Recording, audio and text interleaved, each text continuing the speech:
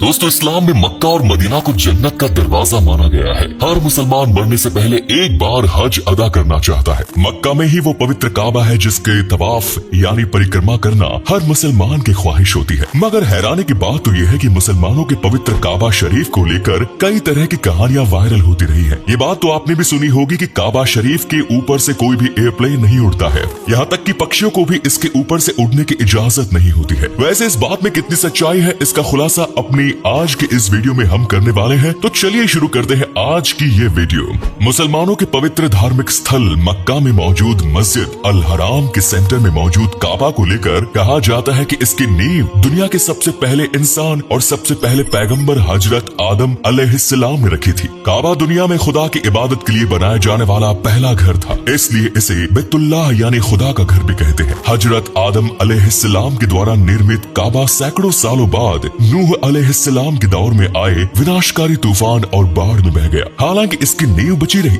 इसके बाद जब पैगंबर हजरत इब्राहिम अलैहिस्सलाम का दौर आया, तब उन्होंने अपने बेटे इस्माइल अलैहिस्सलाम के साथ मिलकर काबा के उसी नींव पर फिर से काबा का निर्माण किया। जब पैगंबर हजरत मोहम्मद सल्लल्लाहु अलैहि वसल्लम का जन्म हुआ, तब भी काबा उसी जगह पर मौजूद था। जब उनकी उम्र 35 साल थी, तब बाढ़ की वजह से काबा की दीवार कमजोर हो गई, जिसके बाद मक्का वालों ने काबा का फिर से निर्माण किया। इस निर्माण कार्य के दौरान काबा पर पवित्र पत्थर अल हजर अल अस्वाद को पैगंबर मोहम्मद साहब ने अपने हाथों से ही लगाया था। हालांकि उस वक्त तक उन्हें पैगंबर बनने की खबर भी नहीं मिली थी, लेकिन उनकी ईमानदारी और दरियादिली की वजह से मक्का वासी उनकी काफी इज्जत किया करते थे। इसलिए ये पवित्र पत्थर लगाने का महान काम उन्हीं के हाथों कराया गया था। बाद के सालों में भी अलग अलग रीजन से काबा का पुनर्निर्माण कराया गया है, जिस वजह से काबा के आकार में थोड़े बहुत बदलाव भी हुए हैं। वर्तमान समय में काबा जिस आकार में मौजूद है, उसकी ऊंचाई 43 फीट, लंबाई 42.2 फीट और चौड़ाई 36.2 फीट है। काबा को चारों ओर से काले रंग के कपड़े से ढका जाता है, जिसे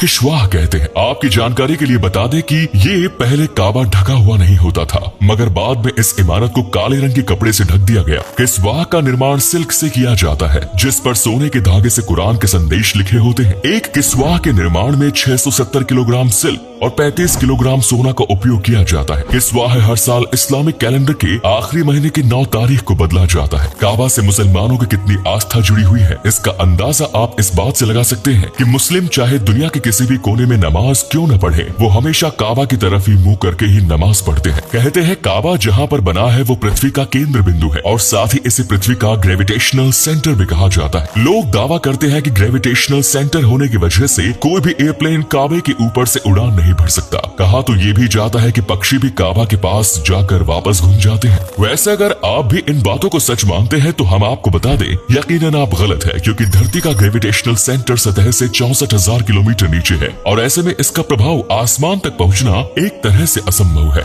अगर बात परिंदों के काबा के ऊपर न करने की करे, तो बता दें कि इस्लाम में कहीं भी इस बात का जिक्र नहीं है कि काबा के ऊपर से परिंदे उड़ नहीं सकते। ऐसे दावे करने वाले लोगों के पास भी इन दावों को साबित करने के लिए पुख्ता सबूत नहीं है। हाल ही में एक वीडियो सोशल मीडिया पर वायरल हुई है जो इस बात का दावा करती है कि काबा के ऊपर पक्षियों के न उड़ने वाली बात सरासर एक अफवाह है। इस वीडियो में साफ तौर पर काबा के ऊपर से पक्षियों को उड़ते हुए देखा जा सकता है। इसके अलावा भी जो लोग काबा से होकर आए हैं, वो भी बताते हैं कि काबा के ऊपर कबूतर और कई परिंदे आसानी से देखने को मिल जाते हैं। अब अगर बात काबा के ऊपर प्लेन न उड़ने की करे, तो आपको बता दें कि काबा शरीफ के ऊपर प्लेन न उड़ने के पीछे मुख्य रूप से 3 वजह है। पहली जो वजह है, जिसे आप सामान्य वजह भी कह सकते हैं, वो है कि मक्का में कोई एयरपोर्ट ही नहीं है, जिस वजह से यहाँ कोई भी प्लेन सीधे तरीके से नहीं आ सकता। और यही वजह है कि सिर्फ काबा ही नहीं, बल्कि पूरे मक्का शहर में आपको प्लेन उड़ते हुए नहीं दिखाई देगा। दूसरी जो वजह है काबा के ऊपर प्लेन नहीं उड़ने की, वो ये है कि पवित्र काबा सिर्फ एक चौकोर इमारत नहीं है, इससे मुस्लिम समुदाय की आस्था जुड़ी हुई है। मुसलमान इसे अल्लाह का घर मानते हैं,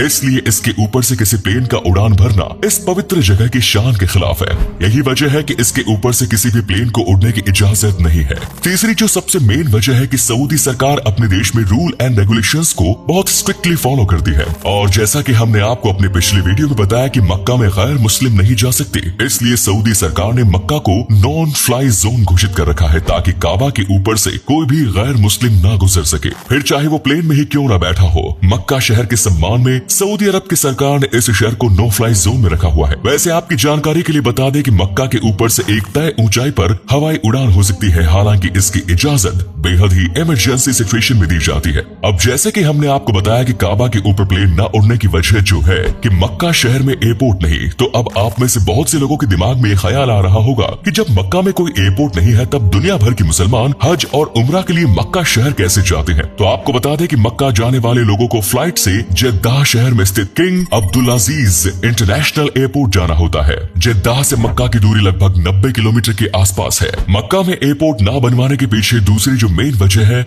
वो ये भी है कि पूरी दुनिया भर से मक्का में हर साल लगभग 60 लाख से ज्यादा लोग हज और उम्रा के लिए आते हैं। ऐसे में अगर मक्का में एयरपोर्ट बना दिया जाए तो इस शहर में भीड़ बहुत अधिक हो जाएगी, जिसे नियंत्रण करने के लिए सऊदी सरकार को काफी जद्दोजहद करनी पड़ेगी और इससे बचने के लिए यहाँ पर एयरपोर्ट नहीं बनवाना ही बेहतर समझा गया है। तो दोस्तों, शायद अब आपको सोशल मीडिया पर काबा को लेकर फैली अफवाह के पीछे का सच पता चल गया होगा। धन्यवाद।